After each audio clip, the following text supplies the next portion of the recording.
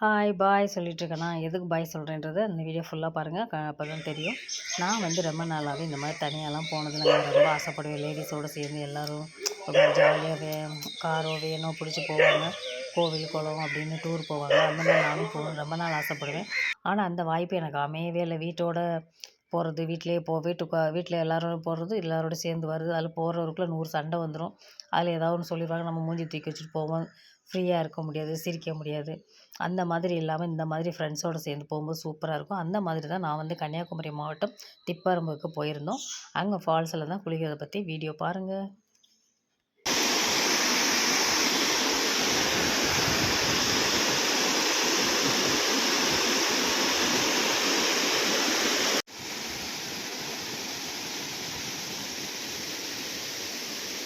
Back எடுத்து போகிறேன்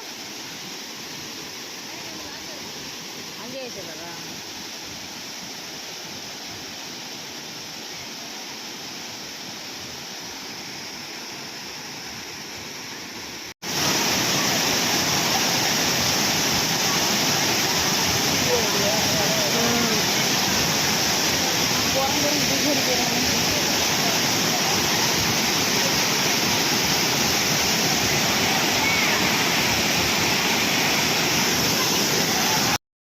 காலையில் சீக்கிரமாக போயிட்டோம். ஃபஸ்ட்டு நாங்கள் தான் குளியல் இறங்கணும். 7 மணிக்கு திறப்பாங்க. 7 மணிக்கு நாங்கள் தான் ஃபஸ்ட்டு குளித்தோம்.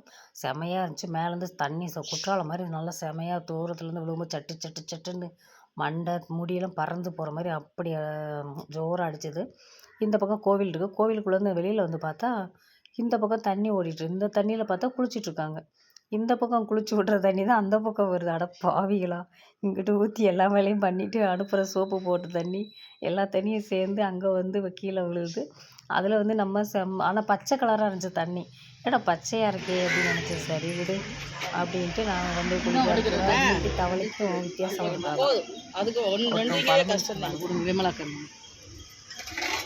எம்பிட்டு கொண்டு வந்திருக்கேன். நீயே செஞ்சு எல்லாருக்கும் பொண்ணு படிச்சுட்டு நான் சேர்ந்து இதை செஞ்சு அப்புறம் புளிச்சோறு சாப்பிட வேணாம் அப்படின்னா பரிசா ஒன்று வாங்கி வை.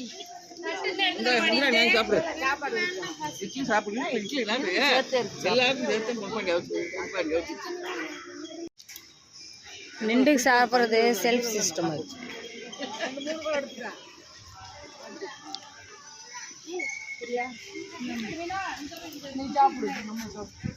தண்ணியும் தவளையும் என்னமோ சொன்னாங்களே, வித்தியாசம் தெரியாது. என்னமோ சொன்னாங்க பழமொழி, எனக்கு ஞாபகம் இல்லை.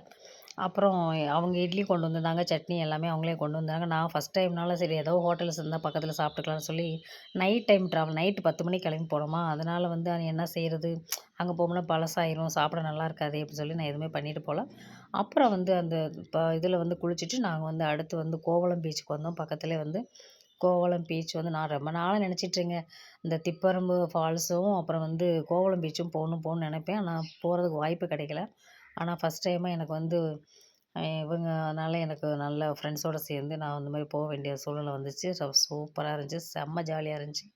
இந்த மாதிரி நம்ம தனியாக ஃபேமிலியோடு போகிறத விட இந்த மாதிரி ஃப்ரெண்ட்ஸுகளோட சேர்ந்து போகும்போது எந்த ஒரு டென்ஷனும் இல்லாமல் ரிலாக்ஸாக ஒரு நாள் ஃபுல்லாக என்ஜாய் பண்ணிட்டு வரலாம்.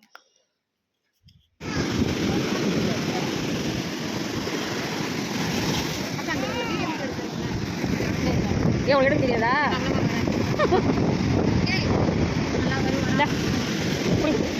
நான் நடந்து போய் அங்கே நிற்கிறேன். ஆன் பண்ணிட்டேன்.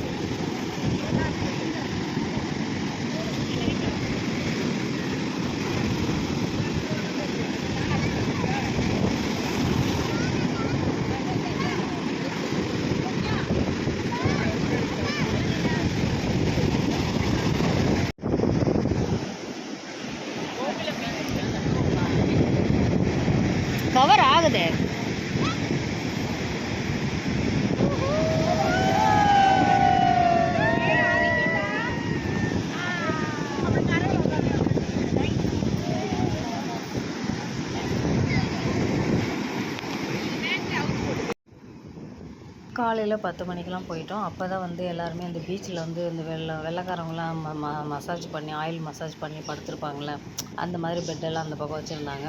அதில் உட்கார்றது கூட விட மாட்டேன்டாங்க. உட்கார்றதுக்கு ரூ. 200 4 பேர் 5 பேர் சேர்ந்து உட்காரணுன்னா ரூ. 200 கொடுனாங்க. நான் நின்றுக்கிட்டே இருந்தோம். ரொம்ப நேரம் நின்றுட்டு கால் வலிக்குதேன்னு சொல்லி அந்த ஓரமாக கரை இருக்கும் இல்லையா, அலை வந்து நல்லா தண்ணி வந்து ரொம்ப சுத்தமாக இருந்துச்சு. அலைகளுமே நல்லா வந்து நல்லா அந்த ரொம்ப தூரம் வராமல் பெரிய அலையாக இல்லாமல் மீடியமான அலைகளாக இருந்ததுனால நம்ம வந்து ஈஸியாக அந்த இடத்துல உட்காந்து என்ஜாய் பண்ண முடிஞ்சுச்சு. இந்த வீடியோ இதோட முடியுது. அடுத்த வீடியோ எங்கே போகணுன்றதை அடுத்த வீடியோவில் பார்க்கலாம்.